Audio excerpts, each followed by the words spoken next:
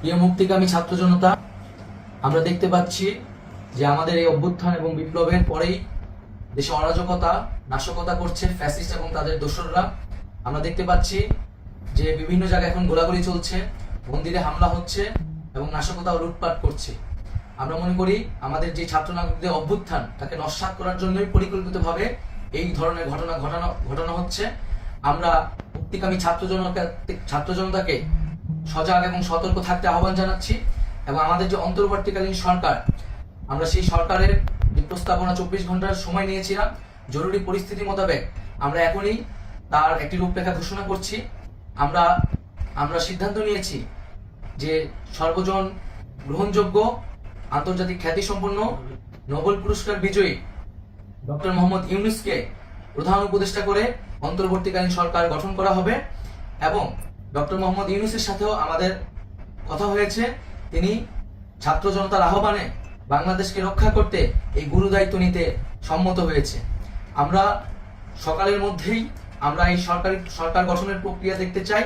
রাষ্ট্রপতির কাছে আহ্বান থাকবে যে দ্রুত সময়ের মধ্যে ডক্টর মোহাম্মদ ইউনূসকে প্রধান উপদেষ্টা করে অন্তর্বর্তীকালীন সরকার গঠন করা হোক এবং এই অন্তর্বর্তীকালীন সরকারের বাকি সদস্যদের নামও আমরা সকালের মধ্যে ঘোষণা করব।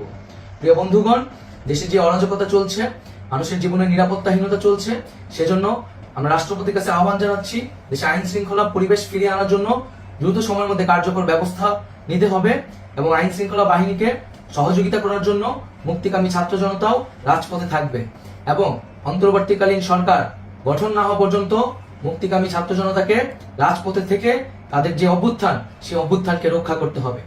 প্রিয় বন্ধুগণ, আমরা রক্ত দিয়েছি, শহীদ হয়েছি।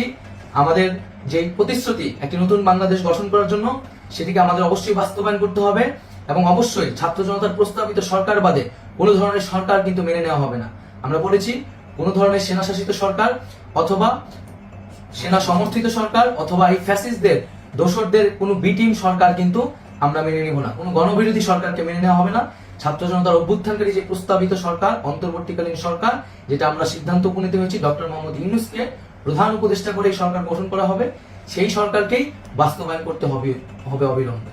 আগামীকাল সকাল থেকে সকলকে আহ্বান জানাচ্ছি রাজপথে থাকার জন্য এবং আমাদের যেই সাম্প্রদায়িক সম্প্রীতি এবং রাষ্ট্রীয় সম্পদ রক্ষা কমিটির ঘোষণা হয়েছে বৈষম্যবিরোধী ছাত্র আন্দোলনের নেতৃত্বে, সকল পাড়ায় পাড়ায় এলাকায় এলাকায় সেই কমিটি পাহারায় থাকবে। আমাদের সংখ্যালঘু কমিউনিটিকে আমাদের রক্ষা করতে হবে, রাষ্ট্রীয় সম্পদ এবং এই দেশকে রক্ষা করতে হবে আমাদের।